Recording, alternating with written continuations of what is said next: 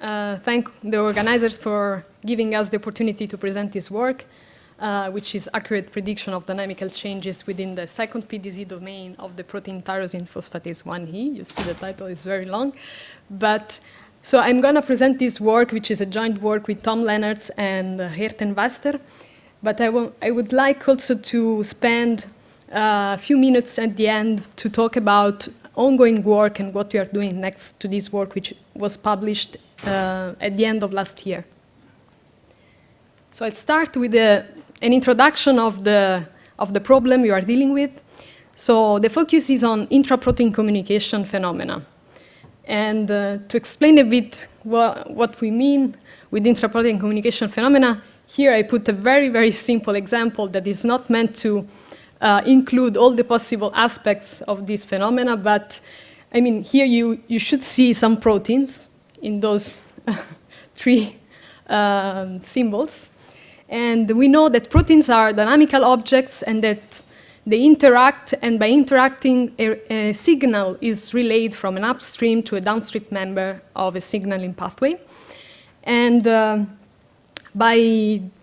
so those interactions causes conformational changes in the structure that triggers an information transfer within the structure of the protein. So our focus is here. So understanding how the information is transferred within a protein structure. And so this is a problem that has been studied extensively in the past by biophysicists and biologists. And here you see the two main models that have been proposed. One is the sequential model of cooperativity. And in this model, you basically, to explain especially the functional consequences that intraprotein communication have, like allostery and signaling, so the idea is that when you have a protein structure and an event, for example, a binding event at one site of the protein structure, the conformational change, which is induced by induced fit, causes a cascade of interaction between adjacent residues in the structure until it reaches a distal site, which also changes the conformation, and a second ligand can bind on another side. So in this sequential model of cooperativity, what you see is that the process is mechanistic, and you have a sequential, and it's happening in a sequential way, both in time and space.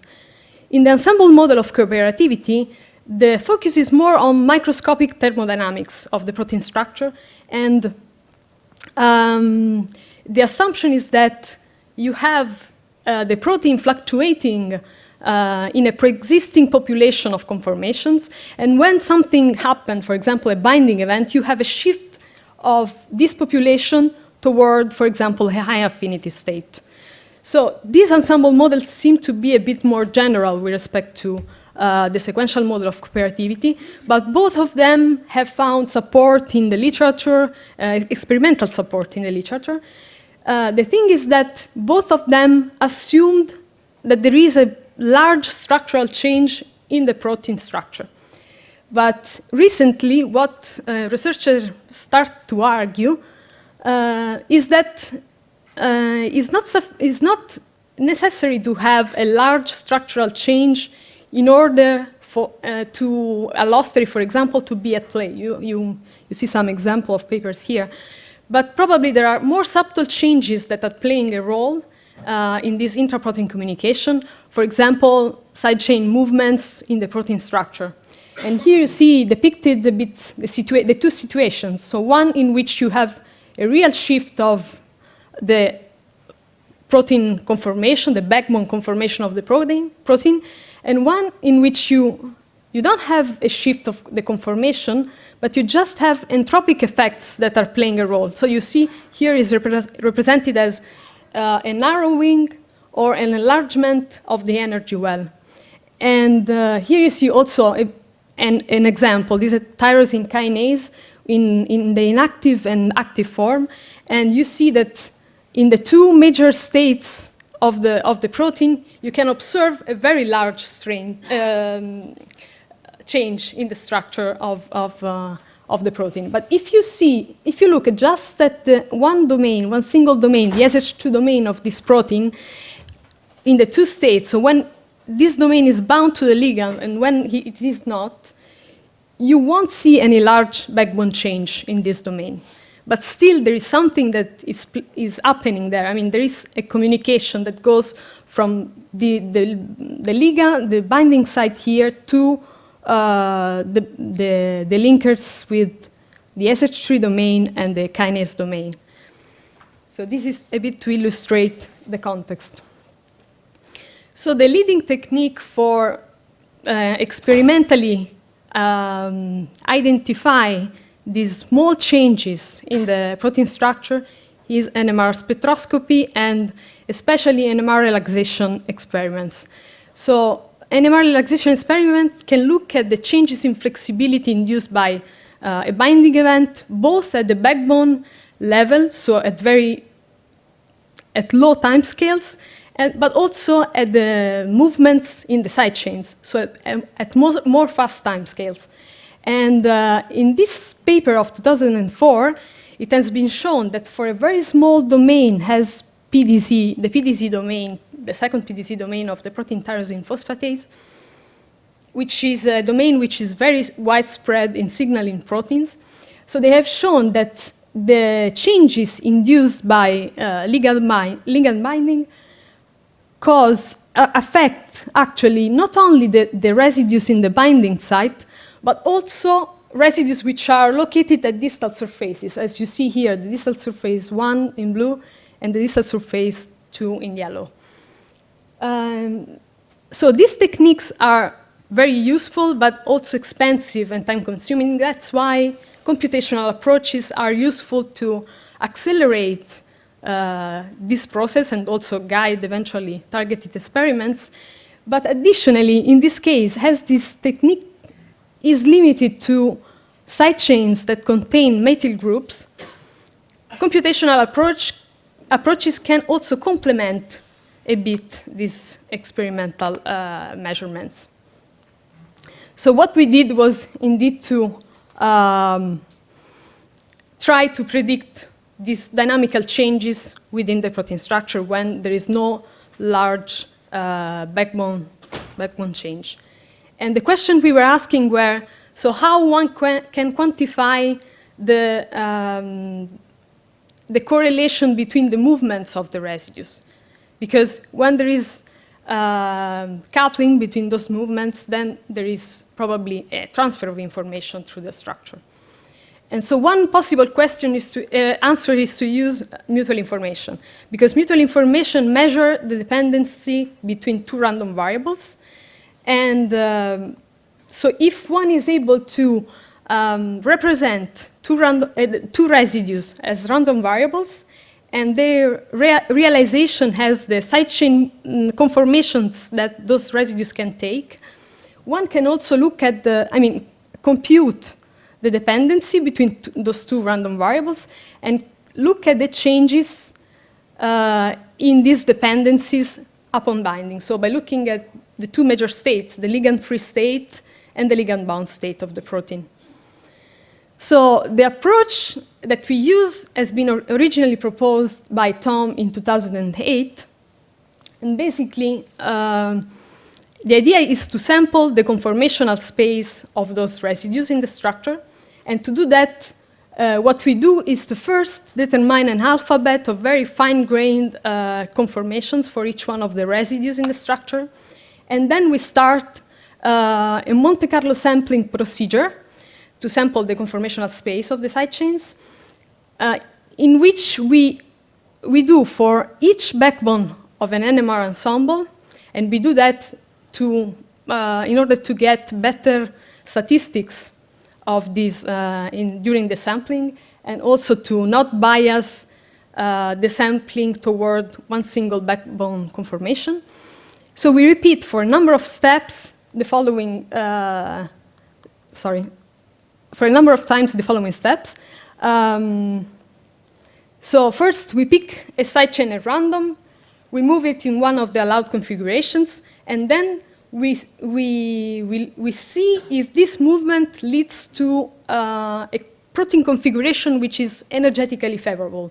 And we measure this energy in the fold-X force field. And only occasionally, so this is the metropolis condition, so only with a very, very small probability, we also accept some, let's say, less energetically favorable protein configurations. And we store the protein configuration just every 1,000 steps. So this is to avoid dependency between adjacent steps of the algorithm. So we applied that procedure, Monte Carlo sampling procedure, to both the NMR ensemble of the PDC2 domain in the ligand-free state and the PDC domain in the ligand-bound state. So what we get are two mutual information matrices, and we compute the absolute difference between those two matrices in the two states. And what we obtain is a matrix of changes in mutual information couplings. So here you see that most of the residues are barely affected by the binding event, and some of them are quite affected by the binding event. So to understand which residues are most affected, which is the subgroup of residues in the structure that is most affected, we applied a clustering technique on this matrix, which is the cluster affinity search technique, which is an algorithm that searches for cliques of very connected nodes in a graph. So here you see, yeah, and this algorithm is based on an affinity threshold, so that a cluster, a clique, has to have a certain affinity in order to be considered as a clique.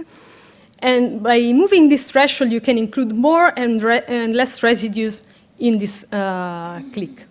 So here you see the result that we get for the PDZ domain. You can see in green the residues that are most affected, in light green the methyl-bearing residues, and in dark green the others. What you see here are only the short-range couplings, because here we are mapping the changes on the residue contact network. And what is missing also for readability are all the long-range coupling mutual information changes in mutual information that we observe. So for example, here you see there is a mutual information, a large change in mutual information between one residue in the binding site, this is the peptide, and one residue which is completely at the opposite side of the binding groove. And the color of the edges here represent an increase in coupling after the binding, and the blue edges represent a decrease in coupling after binding. You have also, the thickness represents the magnitude of the change. So, you see that now there is already a nice picture of the dynamical changes upon binding. So what we did was to compare those results, those predictions, with the NMR methyl relaxation experiments results. And here you see we mapped our predictions on the structure, and you see that we can nicely recover both the binding site region and the two distal surfaces. But we also have additional residues in a distal surface that we call 3, which is completely lying at the opposite side of the binding site. So here, for most of the residues belonging to this region, actually the measurements were not possible, or there were very large errors in the measurements. I will skip the next slide. This is a bit support to this distal region that we found in a following paper of the same authors. But what we did was also to a bit more quantitatively measure the quality of those predictions. So we performed a ROC analysis by moving the threshold of the clustering algorithm. So here you see the blue and red curves correspond to our approach. The red curve is our approach when we use the complete matrix, and the blue curve is only when we use the submatrix of methyl-bearing residues. And we compared to two other computational approaches that have been applied to the same PDZ domain of the protein tyrosine phosphatase in human. And this one is based on molecular dynamics and interaction correlation analysis. And this one is based on elastic network models. So here you see, so this is the random prediction diagonal. So here you see the results are very close to that diagonal. And also, in this case, you have a very high true positive rate. But to that true positive rate, it also corresponds a very high false positive rate. And we also compared to another approach, a very simple approach that actually was shown to be relevant for identifying hotspots in, that mediate allosteric behaviors. And so here, what we did is very simple. We take the residue contact network and we compute between centrality measures on the residue contact network, which is a static picture of the protein structure. And you see that also in this case, we can do much better. So after this ROC analysis, so this ROC analysis allowed us to identify a threshold for the clustering algorithm, which is optimal for the prediction in the human. And we used this threshold for predicting the effects on a variant of the same domain, which is the variant in the mouse. So those two variants share 94% of identity. The NMR ensembles are produced by different groups in different conditions, and other differences, apart from the sequence differences, are the two peptides that bind to the two different domains. So one, here you see the beta strand formation is complete, while here is not. And also, another important difference is that for the mouse variant, it has been observed a large structural change of the helix in the binding site. Nicely, our prediction in the two domains overlap by 80%, so it's a very large overlap. We have still some differences, which are shown here in yellow. Here in green, you see the sequence differences. And you can see that some differences are really seems to be related, for example, to the different peptides that is bound to the different domains, because you see here this belt in the binding groove. And from the multiple sequence, for the pairwise sequence alignment, you can see the large overlap, but also you can nicely see the specificity of the predictions for the two close homologue. So let me spend just a few words on what we are doing next with respect to this work. You can understand that actually to validate more these kind of approaches, we need more data sets like the one that I show you, so NMR relaxation experiments and NMR ensembles. So in collaboration with the VIB Molecular Recognition Unit at the VUB in Brussels, we are producing NMR ensembles for two different SH2 domains in two different proteins, and also NMR relaxation experiments. And here you see already the results for the FIN SH2 domain of the NMR relaxation experiment. So you see here the changes in flexibility in the side chains. And what we did was to combine the experimental results with the predictive approach. And here you already see the mapping of the predictions combined with the experimental ones on the structure. And we observe that upon binding, there are indeed effects that go until the two linkers with the SH3 domain and the kinase domain, and which are, important because those two domains, especially SH2 and SH3, they cooperate to inactivate and activate the protein, as I show you at the very beginning. In addition, in collaboration with the Department of Biology at the University of Granada and also with the VIB Switch Lab in Leuven, Belgium, we are extending the analysis to multiple domains belonging to the same family. In this case, we are looking at SARC homology 3 domains, and here you see a structural alignment of 8 variants of the different domains to which we have applied our technique for predicting dynamical changes, and you see the predictions mapped on the structural alignment. So it's very nice to see that there are strongly conserved dynamical patterns and also differencias among the different domains.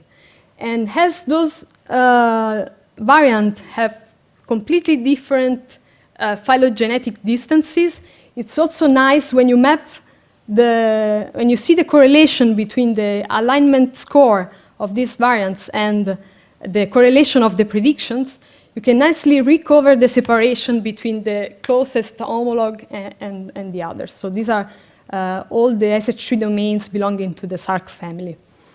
And nicely also, if you took the consensus of the predictions, there is a very large overlap with the evolutionary sectors. I think you have heard about this technique in previous talks. This is a statistical coupling analysis applied to multiple sequence alignments. So let me just wrap up a bit what I think I've shown you.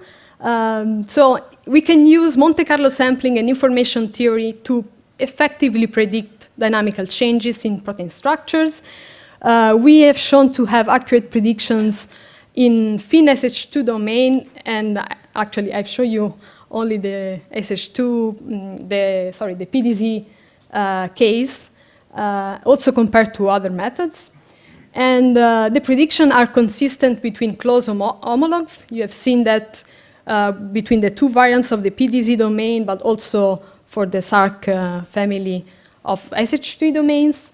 And dynamics network seems to provide a better picture of the internal intraprotein communication patterns with respect to the static network, so the residue contact network.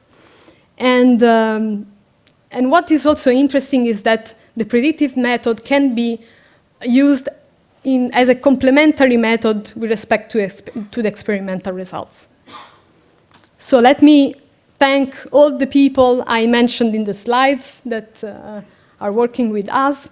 And let me also tell you that if you want to know more about how to predict dynamics, but this time from sequence, there is a poster at L26 that you can, if you have time to drop by, it would be nice. And thank you for your attention. Thank you very much. We have time for 1 or 2 questions. Yeah, that was very nice. How sensitive are the results on the exact properties of the ensemble? So as you remove structures from the ensemble or remove similar structures from the ensemble, how does that affect the results? So I must say that we haven't investigated this too much. I mean,